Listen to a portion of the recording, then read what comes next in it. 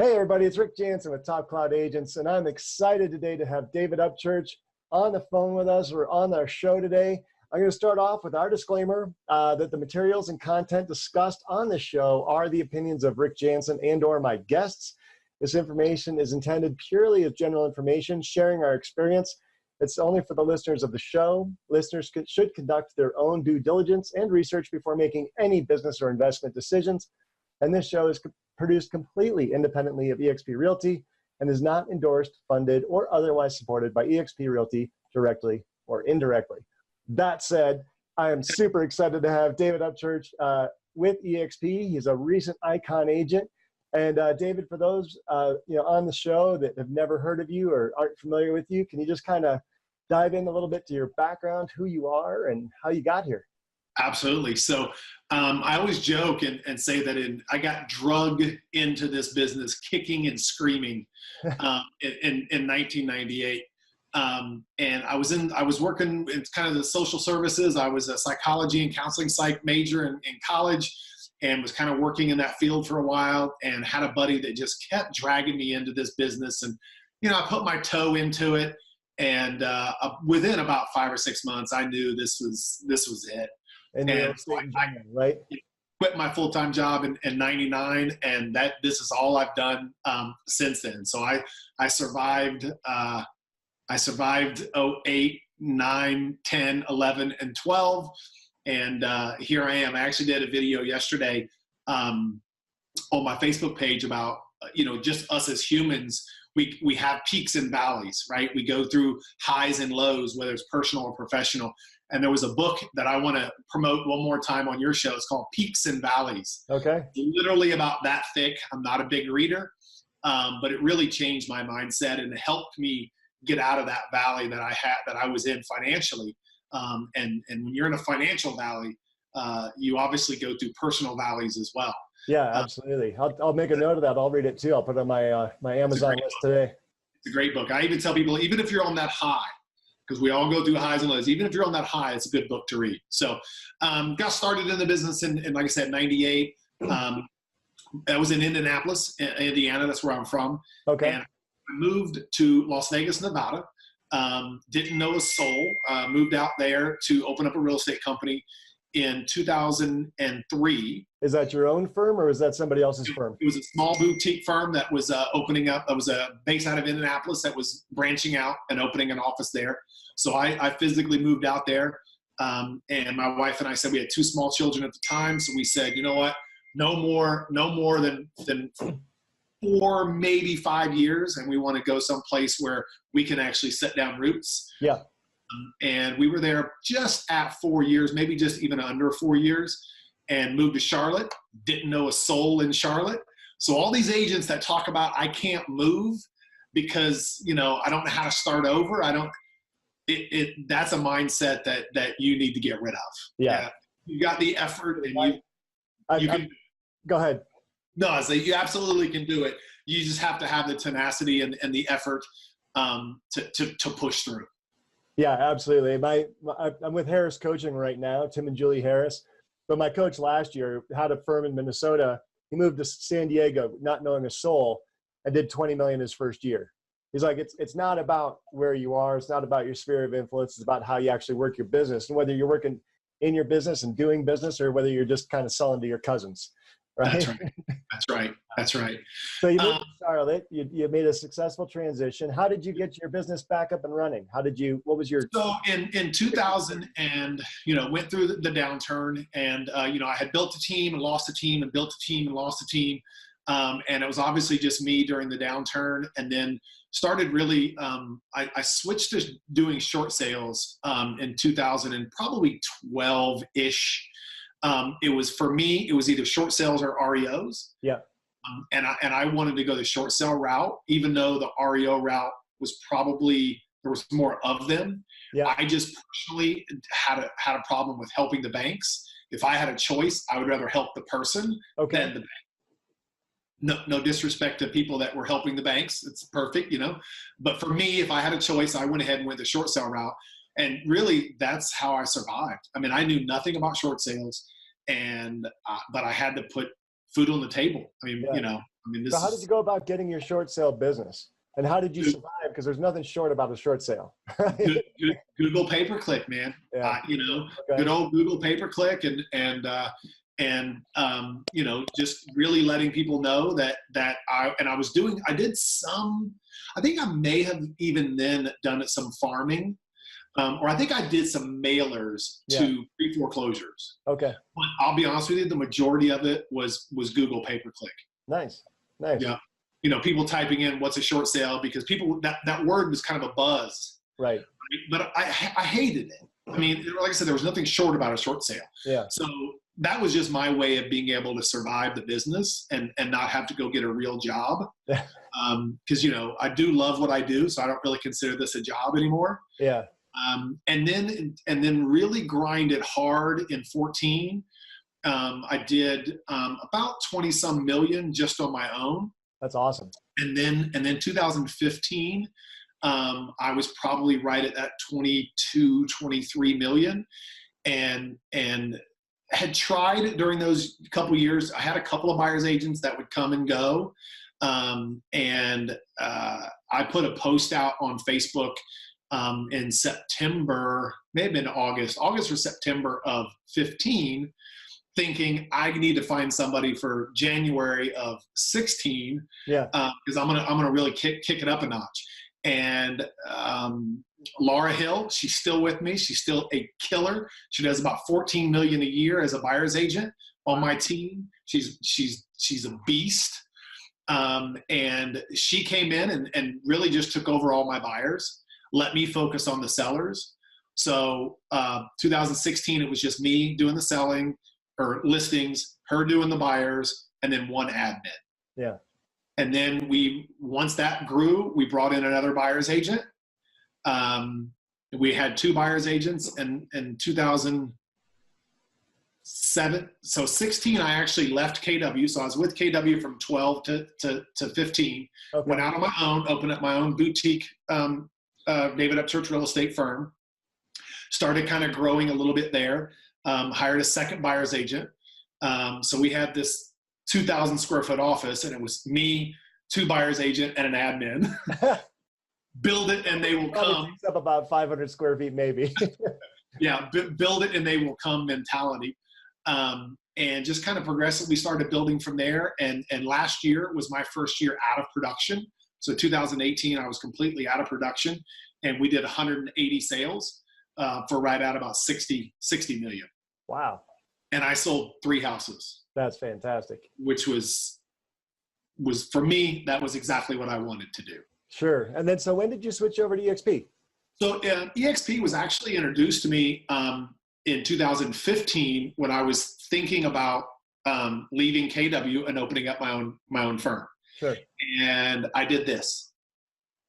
La, la, la, la, la, la. I didn't want to hear anything about it, right? Yeah. I'd already made my decision. I was going from one brokerage. I wasn't going to go to another.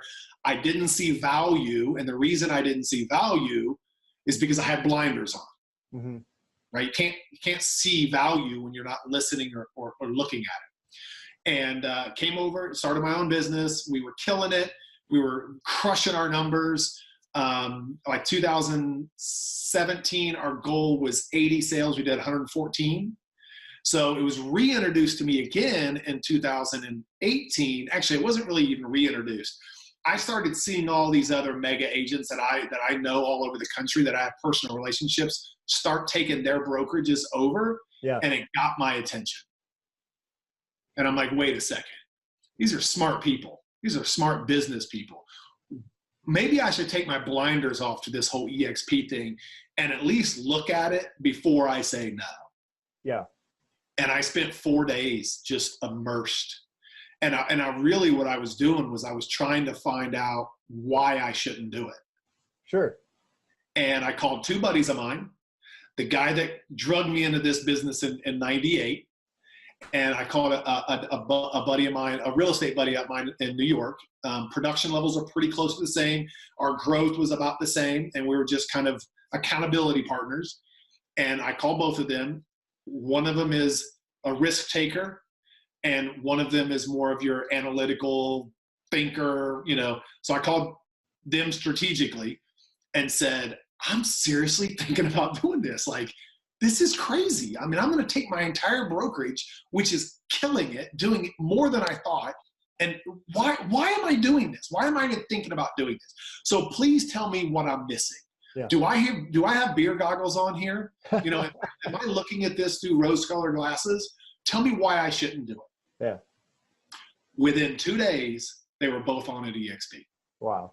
And that was about 7 months ago. And I was talking to my buddy Rummy up in New York, and I said, it's one of those things where when I joined, I had an exit plan, right? Just in case. I don't even have an exit plan anymore. This is the real deal. And I don't foresee something catastrophic would have to happen in order for me not to be part of eXp forever. Yeah. Now for you, what was it for you? What was it for your two buddies? I mean, one risk averse, one risk taker. They're ups and downs for both personality types, right? Yep. So one of them, it was about the training and the technology. That was my buddy that actually got me into the business. He had actually had to get out of the business in the downturn and was trying to work his way back into it. Okay. And had a fairly successful 2017 year doing this, not really part-time, but 3/4 time, right? Uh-huh. So he was working it pretty hard, but he also had a full-time job that wasn't quite 40 hours a week, but he was still doing both. And so for him, it was about technology and training. And the ability to grow his own individual business. Okay. So for me and for Rummy, we figured out the business part. We're selling plenty of homes. There's a lot of people out there selling a lot more homes than me, but we were right there in that comfort zone of where we wanted to be. It was about, for him, it was more about revenue share and build it, because what his goal was to have 13 teams in the Northeast. Okay. Which meant 13 brick and mortars, which meant 13 BICs, which meant 13, closing coordinators, admin. I mean, it was just, and when he saw it, he looked at the opportunity to be able to grow outside of his area.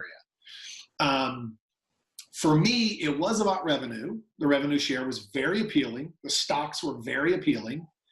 But for me, it was more about Laura and Tammy. They helped me build this business to the point where I could be out of production. So it's not just me. David Upchurch Real Estate is not me. Right. It is a lot of people. Okay. And if I just stayed down that path, when I decided to retire or I got hit by a bus tomorrow, my wife is not going to spend the money that I spend to generate leads for this team. Right. It's not happening. Okay. What was going to happen to them? What was going to happen to them? Their income was going to be zero. Mm-hmm.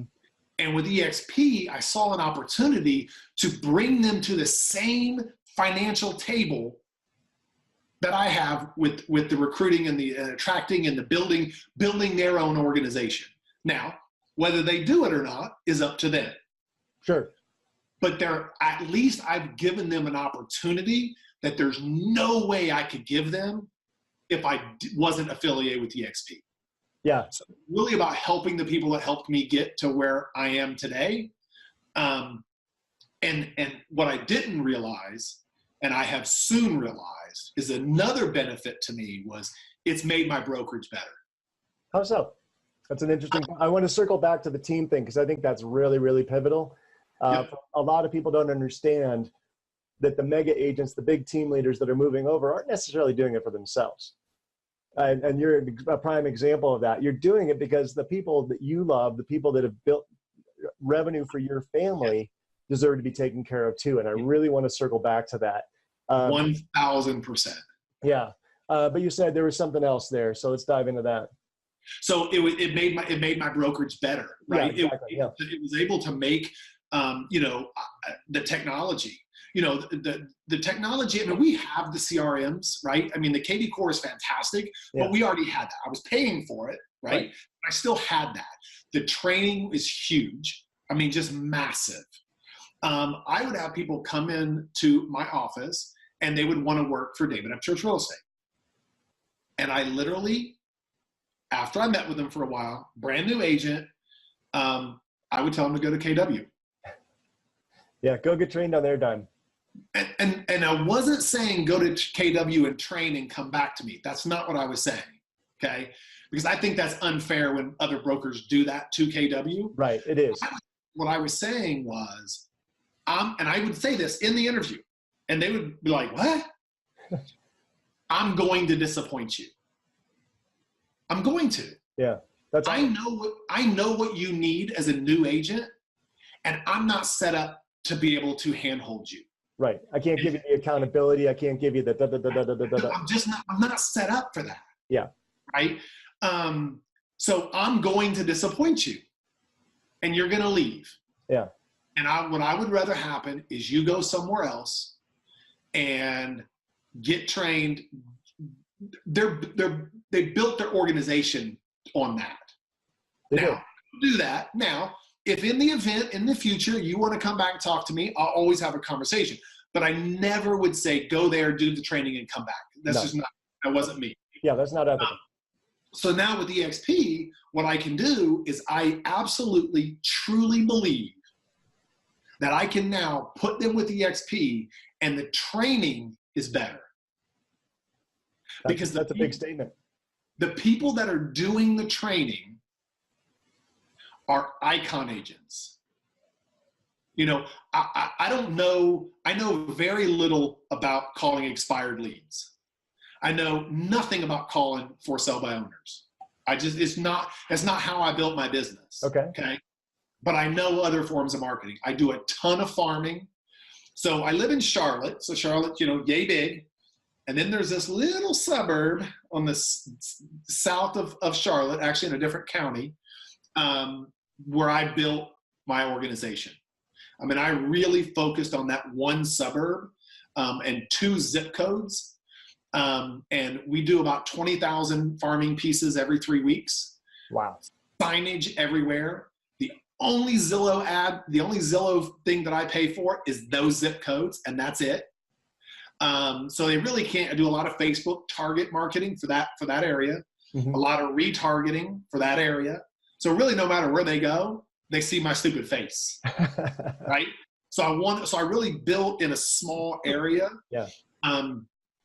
And I know that, you know, I can get on and train people that are in Minnesota or Alabama or California or Canada, or it doesn't matter where they're at. Right. I can teach them, and I'm willing to teach them about how I built my business. Now, if somebody wants to learn about circle prospecting and expireds and for sale by owners, probably should go and train with some. There's going to be some. eXp is not going to ask me to train about something I don't know about. Yeah. So they're going to go out and they're going to find the best person that has built their business that's at eXp, that knows about expireds and knows about all that stuff and train from. So you're getting trained, in my opinion, from the best people, not just the best person in your office of 70 agents. And that's clutch. That really is. That's why I think the training is just so much better. It's a national mastermind. It's not just an office mastermind. I'm going to steal that. Hey, we're going to come up with a lot of fresh phrases in this show. I love it. That's right. That's right. And the cooperation too. I mean, like if you're in a franchise model and I'm in one office here and there's an office right next door in a different zip code, we're not sharing. Like no. we're competing for the same market. And what I've experienced thus far with eXp and what I'm starting to learn about the culture, and you can correct me if I'm wrong, is that let's just freely share. Like the pie's big enough. So I'm gonna say something. I'm gonna say something that's gonna make me look really bad. Okay. So the 3.5 years I was at KW. Okay. I was in the #1 KW office in the world, Valentine Market Center. Look it up. Still is the #1 Keller Williams office in the world, to my knowledge. I wouldn't share anything. I told you it was gonna make me look bad because I don't really know why I wouldn't share, to be honest with you. One, I'm a super competitive person. Right? I'm super competitive. I always want to win, right? Yeah. And I felt like that if I taught those agents how to do business, they would potentially take business away from me. Okay? That's a terrible way to look at it. by the Right. way. But it's natural human fear of loss. But that was me. Yeah. For some reason, I'm not that way at eXp. That's awesome. I was really torn, to be honest with you, to figure out why. And I think I may have figured it out. I feel ownership of eXp. I'm excited about eXp. I am not building somebody else's brokerage. I'm building my brokerage. If I can teach somebody in my area to be successful, it is only going to help the company. And I have more of a relationship with eXp than I ever did with KW. And again, that could just be me. Yeah. But you had one of the best mentors in the world. Like, you had the #1 office in the world to work out of. Yeah. You know, and it was one of those things where I have told that story to a lot of people, and a lot of people would say to me, David, I was the same way. I just didn't want to tell anybody. You know, and I'm just that guy that I'll just tell you. And because I did, I feel terrible that that's who I was.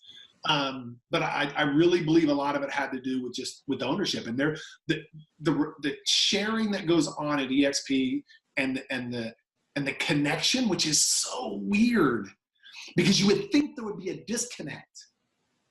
You would think there would be a disconnect because we're all in the cloud, right?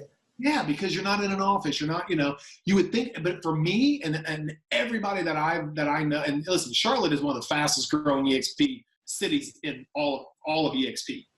So we got over 1,000 agents. Wow. Okay? And the 1,000 agents may be in North Carolina. I think it's 700 and some that are in our MLS system. And we collaborate. That's awesome. We collaborate a lot better than we ever did anywhere else. Yeah, that's fantastic. And, you know, I talked to people, let's circle back to the teams and join those two thoughts actually together, because I've talked to some agents who are doing 25 million, 30 million, 65 million, $85 million in business. They've got a team and they're like, yeah, you know, I get a little bit of profit share. I'm doing some business. I'm in my office. I've got some training. My team's in place. Why would I pay a split? Why would I do all this, that, and the other thing? How do I move a team? It just doesn't make sense to me. It's not sustainable. It's all this, right? You know, my favorite one is it's not sustainable. Right. Yeah. That's my favorite one. So, you know, it's the blinders on. I did this for 6 months too, right? I was like, hey, I've got agents that are working with me. I'm making a ride on them. How does $2,800 a year compare to 40% on every deal? It just doesn't make sense, right? Yep. I just don't see it. And I was too prideful. I'll fully admit I was too prideful. I'm like, I can build this myself. I can outsmart everybody. I can build my own firm. Pride killed me for 6 months or more, until I finally started saying, well, maybe someone did invent something better, not only for me, but for my family and for the people that I want to help. So what do you say to a team lead that's, you know, got their thing together? They got, you know, 5-10 people working for them. They're cranking out 60 million. They're like, yeah, it's working for me. Why would I switch? They need to stop thinking about themselves only. Yeah. So let's circle back to the agents on your team. Yeah. Cause you were bringing that up earlier. Yeah. So dive into that a little more. Yeah. So again, I mean, I'm just going to take Laura, for example, okay? Cause she's the one that was with me in the beginning. She was my first buyer's agent. She's still with me. So there's other people obviously, but I'm just going to focus on Laura. You know, if we just continue to do what we were doing at KW or at David Upchurch Real Estate, it would have been great for me. Yeah. It would have been great for me. I would have been able to semi-retire, get out of production, okay? Get out of production and, you know, take a vacation to the beach for 3 weeks and still make money. It's good for me. Right. Right. And I don't necessarily have a problem with that, because I believe the people that take the biggest risks should get the biggest reward. Sure. Okay. However, if I have an opportunity to bring her to the table, why wouldn't I? Right. Because of a cap? Listen, if there's not much frustrates me about people not joining eXp, because I'm just like, you know, whatever. It's not for everybody, whatever, okay? Yeah. But there's two things that do frustrate me. One is, well, my split is better at where I'm currently at. Yeah. Okay. because my response to them is, it wasn't better than my split. I was 100%. There you go. Nobody took a dime from me. And by the way, there's no way you're at 100% because then the brokerage wouldn't exist. You got to be paying something. You're paying a flat fee. You're paying a franchise fee. I'm telling you, you're paying something or the brokerage does not exist. So don't say you're at 100%. Okay. I truly was at 100%. And I went to a firm, eXp, where I took a $16,000 cap. Some people thought I went backwards. And I did go backwards for less than about a half a year until I was able to make it up in stocks, revenue share, help training my agents to be better agents. The technology, again, we already had that. So my team is not on KV Core right now. We'll probably transition into it, but when you got 5,000 leads in a database, you don't touch it, because that could cost me a lot more money than it would make. Sure. And then the other thing is no office. So I'll ask somebody, how often do you go into the office now? And they're like, hardly ever. Right. And then at the end, all they want to do is talk about there's no office. And I'm just like, wait, you just said office wasn't important to you. So it's one of those things where I don't think that a person that has a big team at a firm is, I think a lot of it is that they're scared to make a change, first of all, because things are going really well. Right. They're scared to make a change because they think that change is going to affect their business. And in my opinion, they should be smart enough to know better. They should be smart enough to know better. And/or two, they're only looking out for themselves. And they don't really see the value of bringing Laura to the table, so to speak. Right, because Laura now can build. No, so we'll get into the nitty gritty a little bit, and I promised you we would do that. And if I pushed too hard on anything, just let me know. But let's say someone has, they've got buyer's agents, seller's agents, around a 50-50 split at whatever firm they're at. You come over to eXp, how does someone reconfigure that at eXp so that it's still good for you, still good for them? Because you can't just, like in the short term, you can't just say, well, I'll make it up in recruiting and sharing and revenue share, because that doesn't exist at the beginning. So as a team owner, as a team leader, as the guy that's taken the 50%, I have a choice. Okay. Right. And if you go back to, say, the KW model, right, which was one of the reasons I joined KW, is because I wanted to build a team, and I felt like that was the absolute best brokerage to do that at, right? And it was fantastic, right? Some team leaders, and when I say team leaders with KW, people think the market center team leader. I'm talking about the rainmaker. Okay. Some of them eat their agent's cap. So when Laura and I were at KW, I had a $22,000 a year cap and a $3,000 a year royalty to international. So I had a $25,000 a year cap. She had an $11,000 cap with the market center and a $3,000 a year cap with international. Okay. So she had 14,000. I had 25,000. Okay. When we, and she paid that. Okay. She paid it. She had a split with me and she had a split with KW. I would bet you that is the way 90% of KW rainmakers run their team. There are some out there that eat that fee for their agents. Okay. Okay. And I think that's fantastic, by the way. I think that's fantastic. So when we left KW and went to David Upchurch Real Estate, she stayed on a 50-50 split. She didn't have a cap with KW. So by moving, she automatically got a pay raise of $14,000. But now, because like a team member, aren't they on because I don't have a team. I've never worked with a team. So I'm speaking out of ignorance. That's all right. I thought there was like an $8,000 cap on team members at eXp.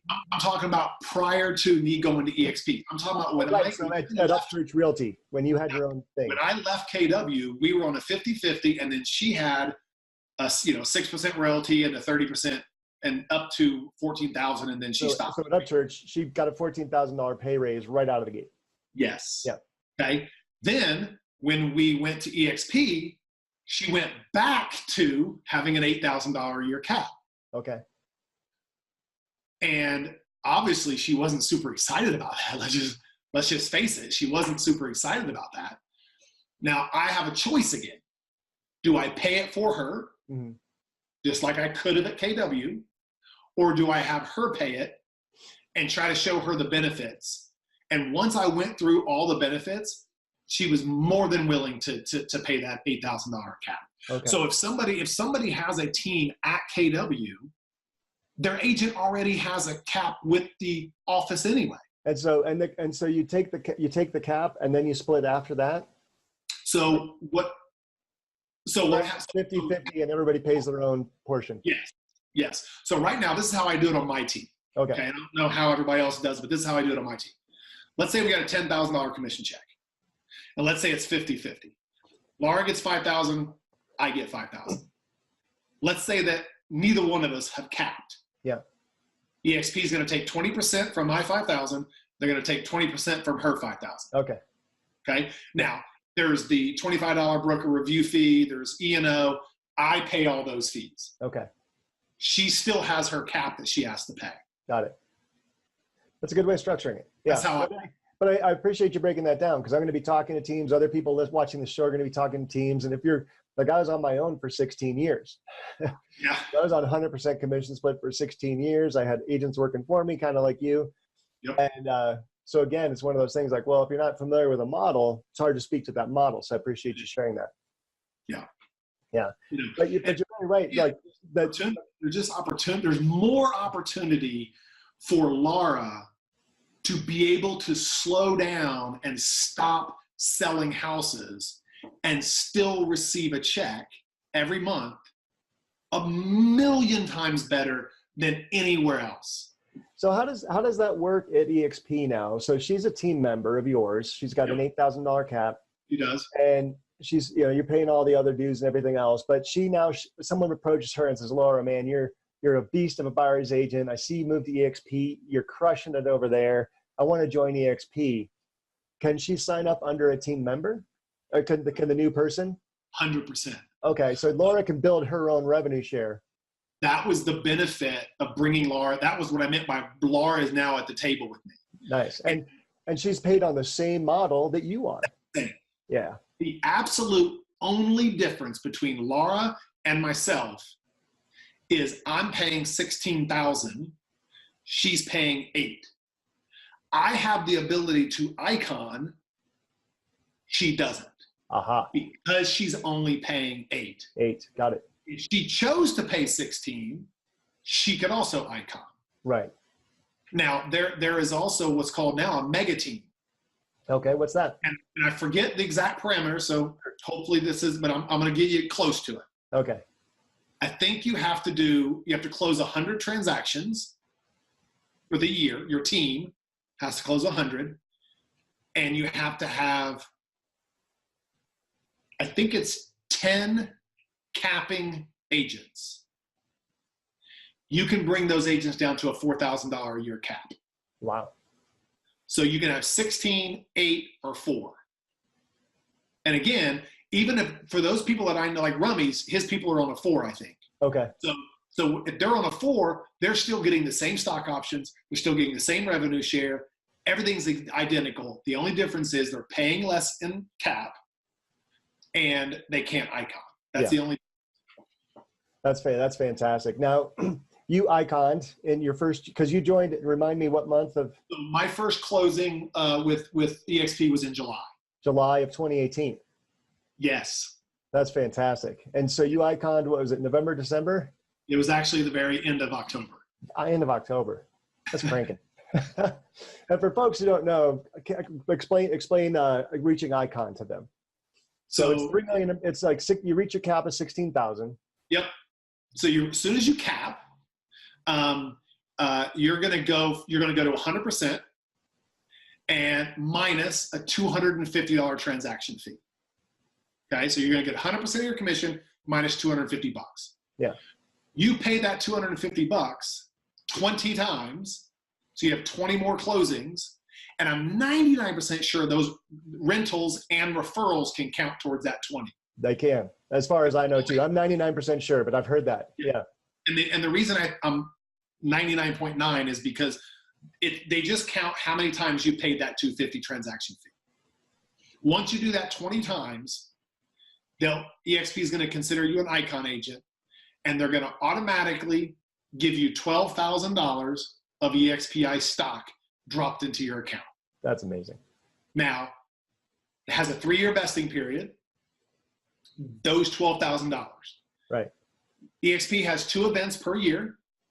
The last one was in New Orleans. The one that's coming up in June or July, I think it's June, first week of June, I think, is in Orlando. So I signed up for the one in Orlando.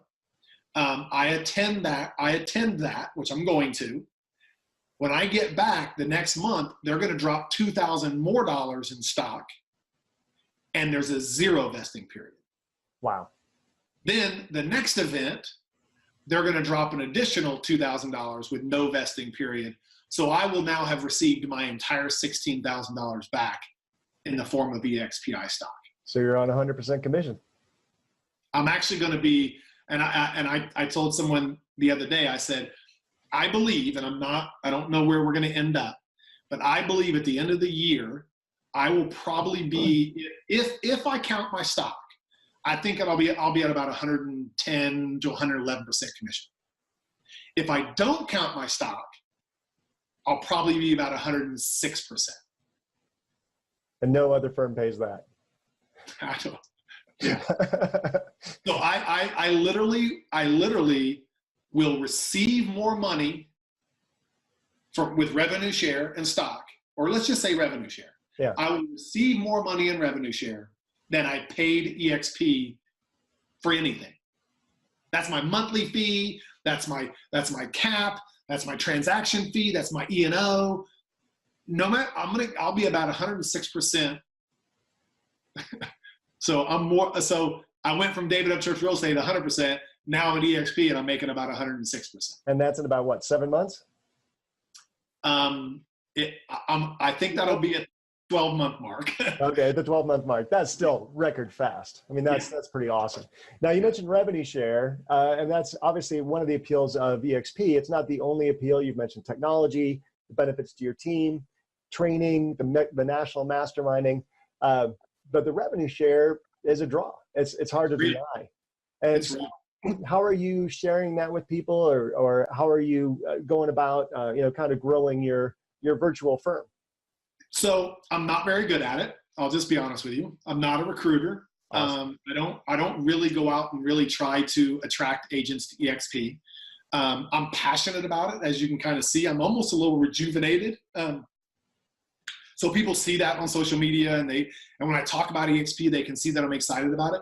But as far as actually reaching out to agents and trying to get a meeting with them, it's just not something that I really do, other than those 2 guys that I was trying to tell me to talk me off the ledge.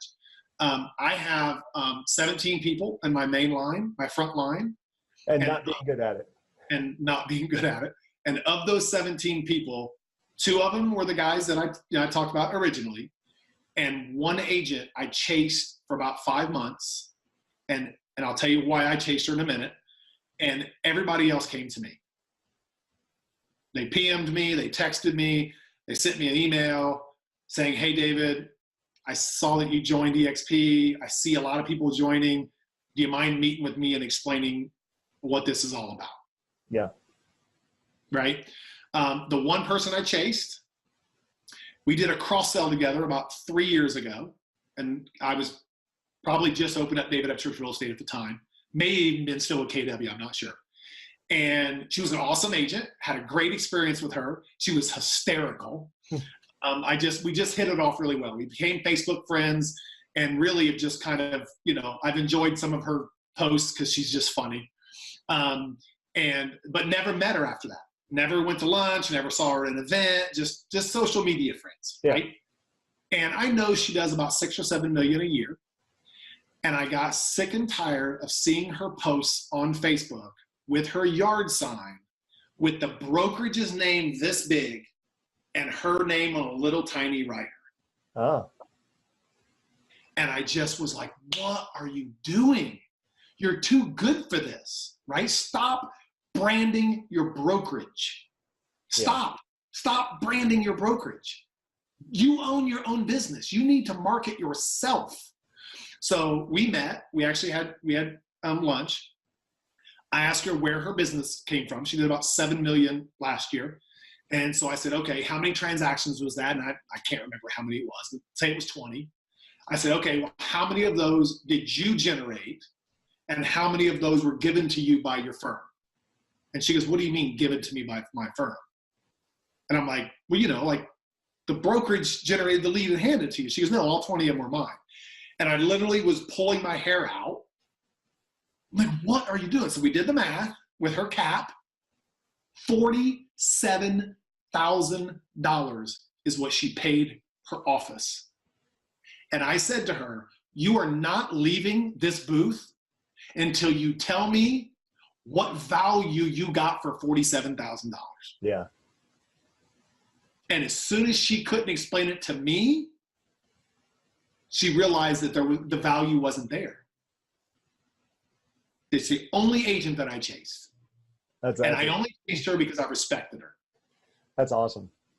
Yeah, it's amazing how many firms locally, they have a 40% cap or a 40% split until you hit 4 million.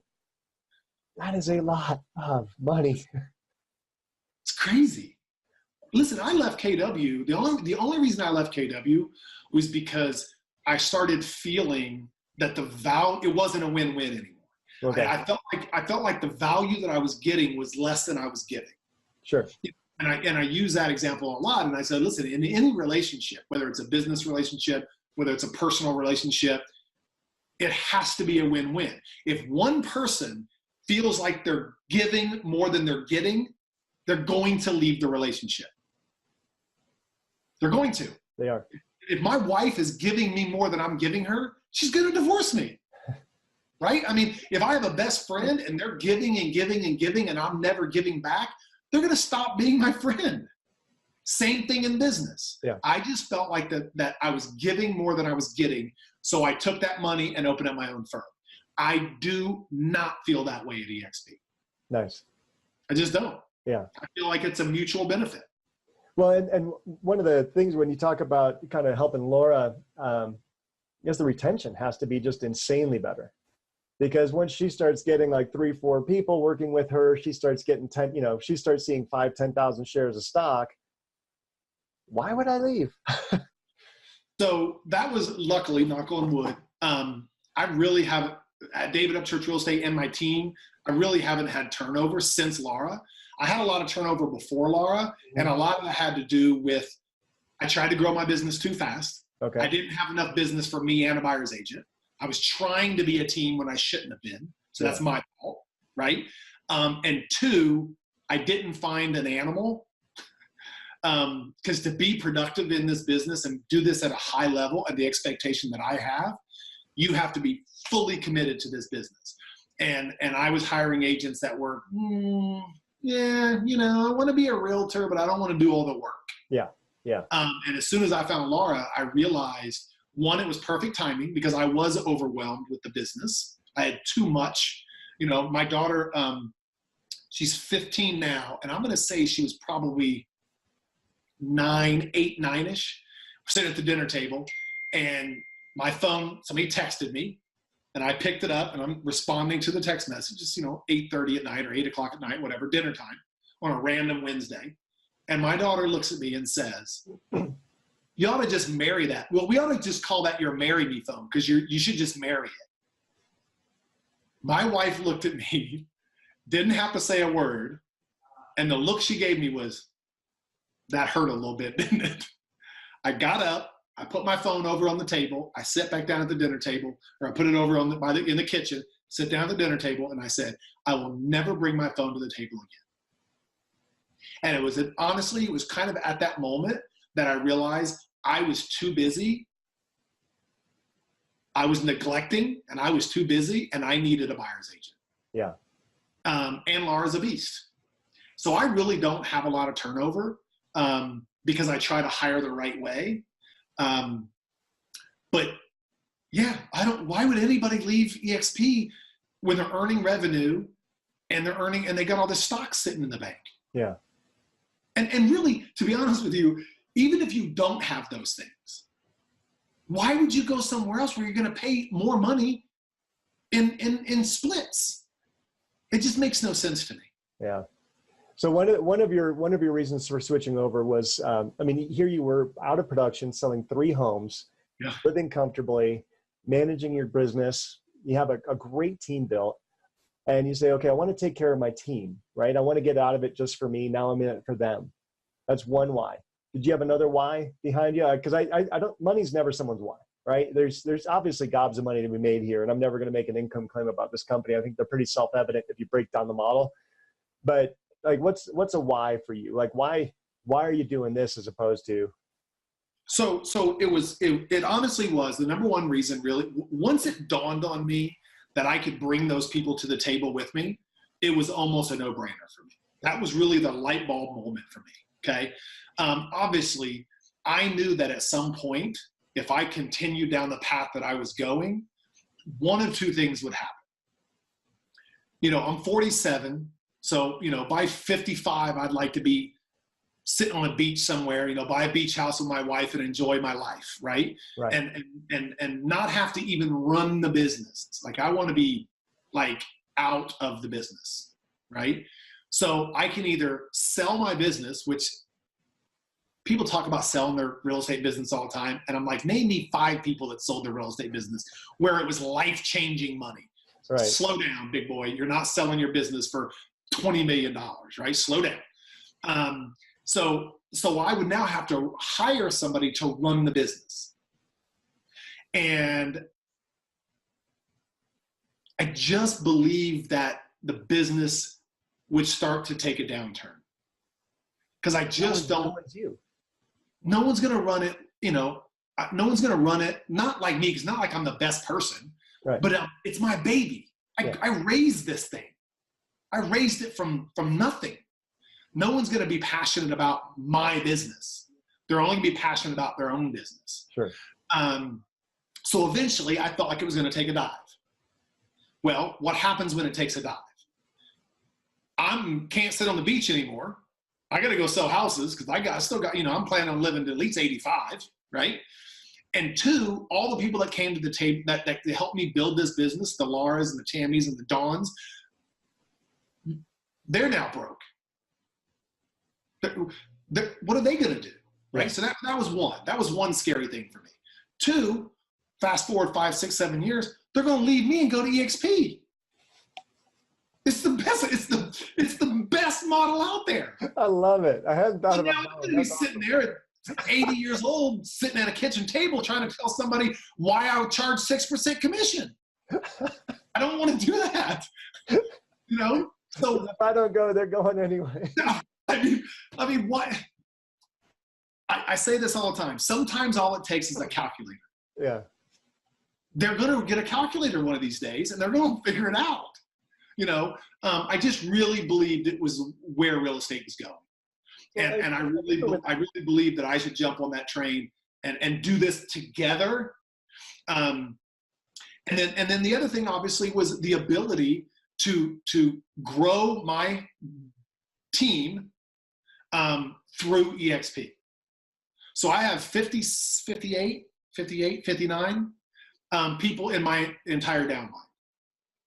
I've got people in New Jersey. I got people in Connecticut. I got people in New York. I got people in Indiana. I got people in South Carolina, North Carolina, and I'm not going to say the next one because they haven't joined yet, so I don't want to jinx it. So there's 6 states that I'm earning a little bit of revenue on every sale that they do.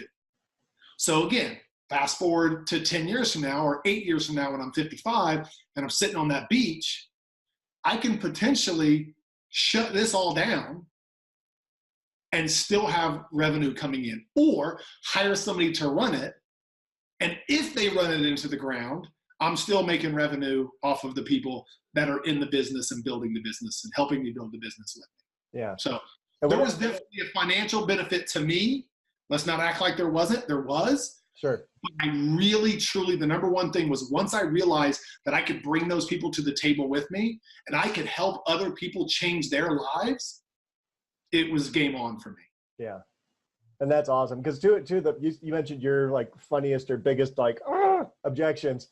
I've had a couple funny ones. One, someone said, well, I still want to produce and all you guys do is recruit. I'm never going to give up producing, so I'm not joining eXp. I'm like, yeah, me too.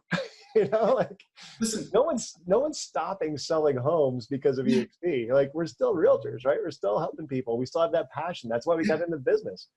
So there's a couple of things that I think, and I believe that, you know, I've been in the business since 98, right? So I've been around when Keller Williams was nothing and when they really took off, right? And they got a ton of crap in the beginning for being a recruiting company, and all they cared about was warehousing people, right? Yeah. And other brokerages were trying to come up with words to prevent people from going to KW. The reason they did that was because KW was better than them. It was better. Yeah. It was just better. Yeah. Right? That's happening with us now. And the two things that I hear a lot is it's not sustainable, right? It's gonna crash. Yep. And two, all you guys do is recruit. Yeah. Those are the two things that I hear quite a bit. And I'm like, and I'll hear people say, well, I don't want to recruit. And you know what my response is? What? Then don't recruit. I mean, don't recruit. Yeah. Who cares? I don't care if you recruit or not. Stop giving away 36% of your commission for nothing. Yeah. Stop it. You're going to take the stock, and if you don't, you can always sign it over to me if you want. But I believe that organically, people are going to come to you and say, what are you doing? Like me, I'm telling you, 13 or 14 people are in my immediate front line, and they called me to say, why did you do this? What are you doing? Right? You're going to do a cross sell with an agent. So let's say that you're 2 years into the business and hardly nobody knows who you are. So if you join eXp, nobody really even notices and nobody cares. You're still going to do a cross. Yeah. You're still going to do a cross sell with somebody, right? And as long as you have a good experience with that agent and you build a relationship with them, a lot of those people are going to ask you about eXp. And if not, you can always ask them if you want. Yeah. And I said this, we do a lunch and learn every Tuesday. And I said this to an agent the other day. I said, where somebody is currently at, I don't care what industry you're in. Say, you know, if you work at a grocery store and you love that grocery store, you're going to tell people how great it is. And if you know somebody that is looking for a job in a grocery store, aren't you going to say how great that company is and you should come work for my grocery store? Not my grocery store, but the grocery store that I work at. Yeah. If you won't tell that person to come work at that grocery store, you should quit that grocery store because you don't believe in it. Yeah.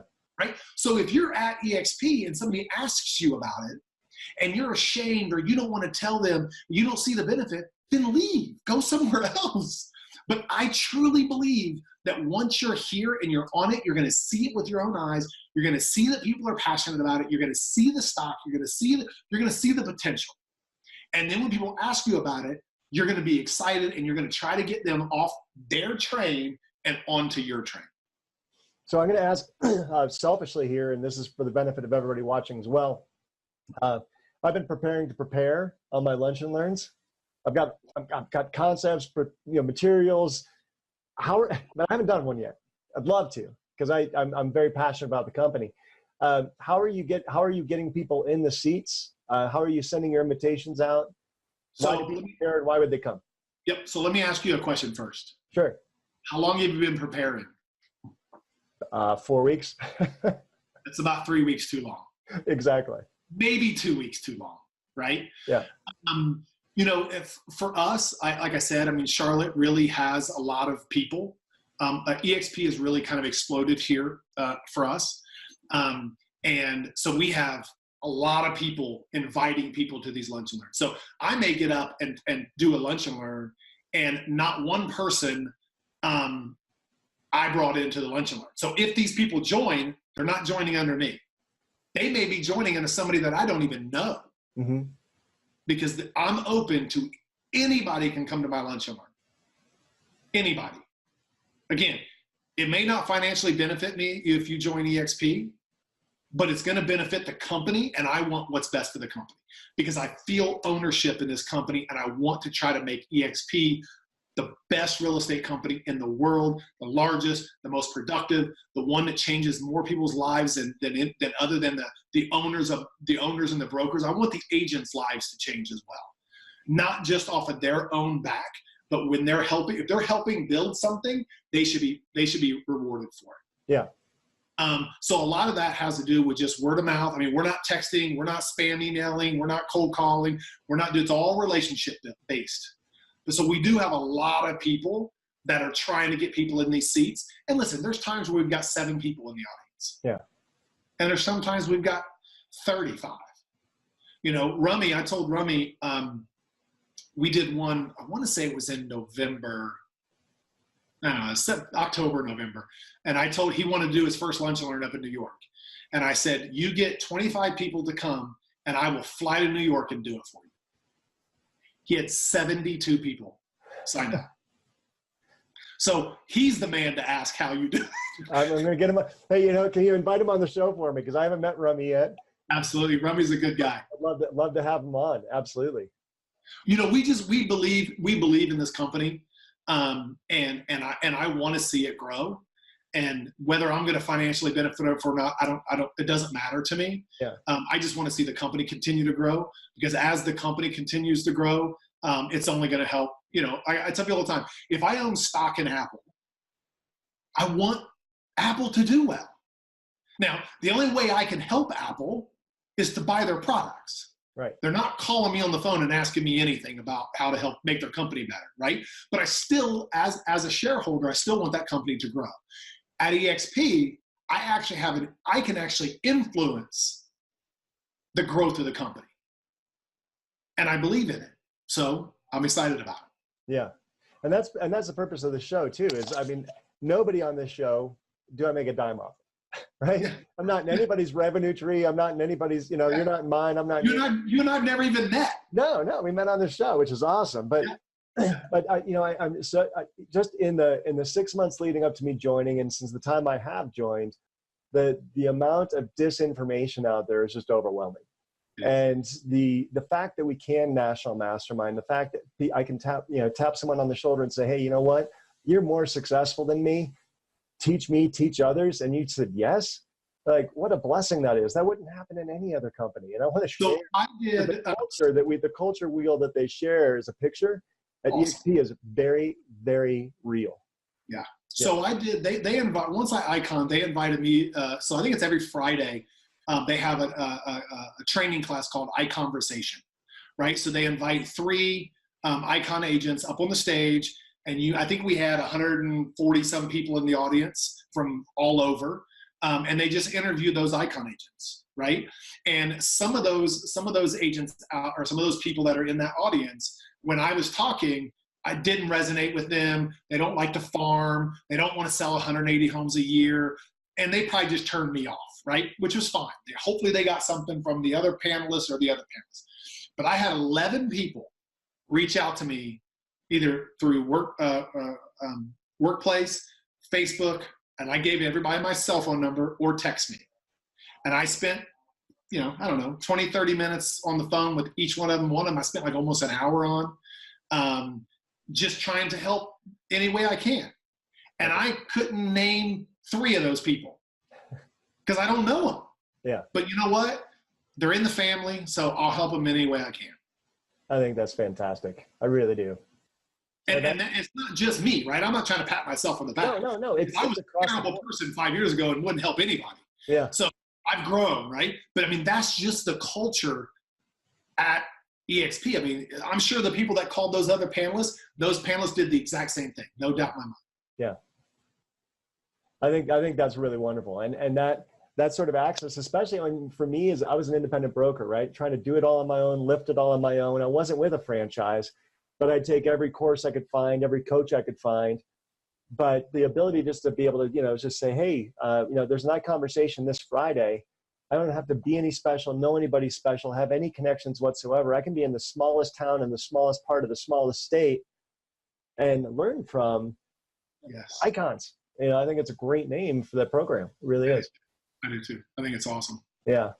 So is there anything we've missed? I think we've covered a lot of ground here, and I'm just really grateful that you've been on the show and been willing to share so much of your knowledge and your experience, and just your rapid success here at eXp is fantastic. I appreciate it. I know sometimes listening to me is like drinking out of a fire hose, but I'm passionate about eXp, and if you're thinking about joining eXp, you need to call the person that has introduced this eXp to you and really dive into it. And if you think you know a lot about eXp, I would almost bet you, unless you sit down with somebody for 45 minutes to an hour and really dove into it, you don't really know what it is. Don't be this guy. Don't be this guy. Yeah. And you don't have to call David and say, he's the best. You don't have to call Rick and say, I got to sign up. We're fiercely, fiercely loyal to the people who did introduce you to this program. That's right. And so someone could have been in this program for a day. Someone could have been in eXp for a week. And if that person introduced you, please go back to that person and be loyal to that person, because you can learn from anybody in the company, no matter who you sign up with. That's right. That being said, if you did come here because David introduced you, or you saw it on his Facebook page, he said, hey, go check out Top Cloud Agents and find me over there. You can hear my story there before we meet. How do people get a hold of you? What's your phone number, email, website, your preferred method of communication? Yep. So text is the best. My personal text number is 704-400-6336. So it's 704-400-6336. Easy email address, david@davidupchurch.com. There you go. There you go. And folks, email me. I'll answer any questions you guys have. And folks, if you want to be on the show, if you know someone who should be on the show, my cell phone is 303-589-2320. I'm best reached by text as well, and I can call back. Again, that's 303-589-2320. Love to have more guests on the show. And you can find the show, if you're not already on the website, at topcloudagents.com. Thank you so much, David. It's been a real pleasure. And I'll extend this offer to you. I'm extending it to others, and I don't know what I'm getting myself in for. But down in Orlando, I'm going to try to have a Top Cloud Agents, like breakfast or happy hour or something. Anyone who's been on the show or is scheduled to be on the show, it's on me. I'm just very grateful. So love you in person. Yeah, I can't wait to meet you in person. All right. Hey, thanks so much, and God bless. No worries. I appreciate it. Thanks a lot, bud.